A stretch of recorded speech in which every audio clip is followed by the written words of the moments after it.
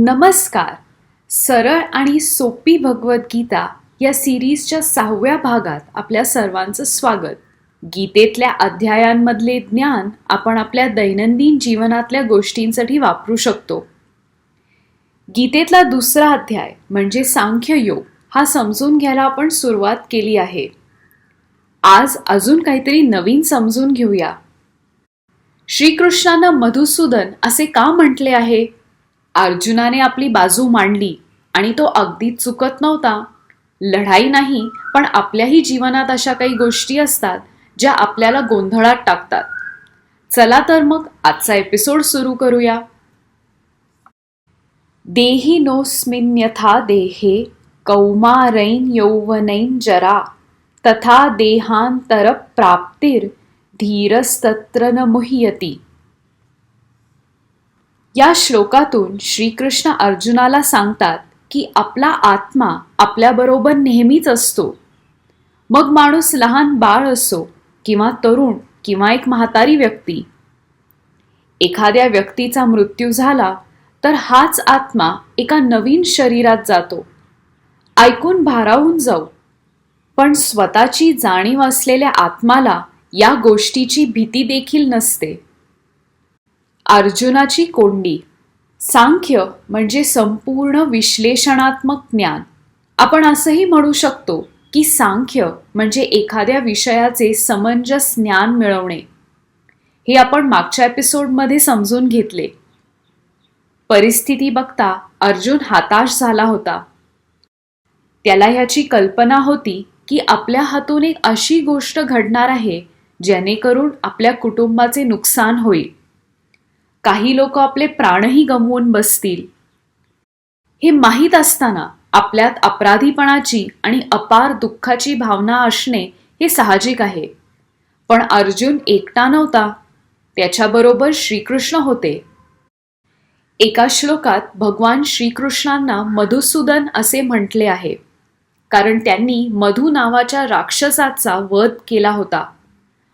मधुसूदनाचे भाषांतर मधु राक्षसाचा वध असे केले आहे.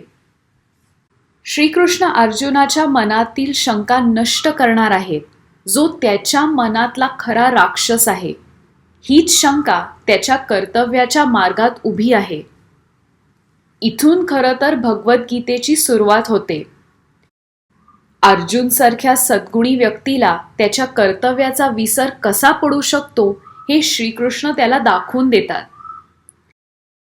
अर्जुनाने हतबलता सोडून युद्धासाठी सज्ज व्हावे अशी त्यांची इच्छा होती.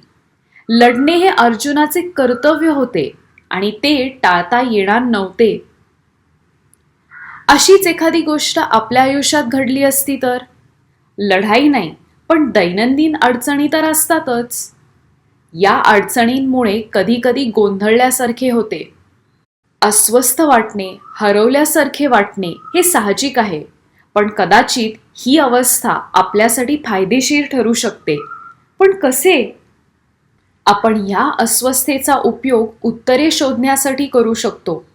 आपल्या त्रासावर उपाय शोधण्याची गरज आपल्याला वाटते आणि उपाय मिळालाच तर केवळ परिस्थितीबद्दलच नव्हे तर स्वतःबद्दलही आपण जास्त जाणून घेऊ शकतो. कदाचित एका उच्च पातळीवर पोचू शकतो. आपण नेहमी कोणत्या ना कोणत्या जाळ्यात अडकतो.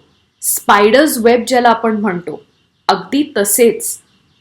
या जाळ्यात असतं तरी काय?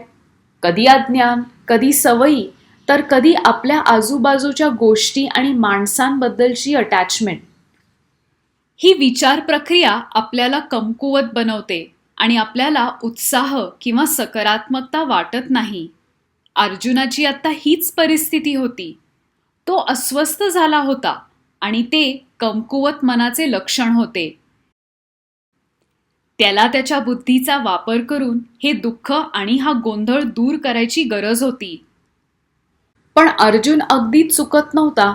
अर्जुनाने एक महत्त्वाचा मुद्दा मांडला होता. भीष्म हे कौरव आणि पांडव या दोघांचे आजोबा होते.